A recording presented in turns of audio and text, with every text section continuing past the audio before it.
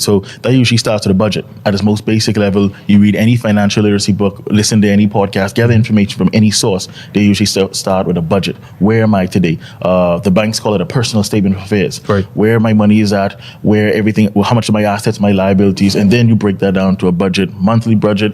I recommend a weekly, and going over that constantly, whether you're married, whether you're single, whether you're just with a partnership or your business. Every week you should be making sure you're achieving your goals. And then that leads to saving and investing.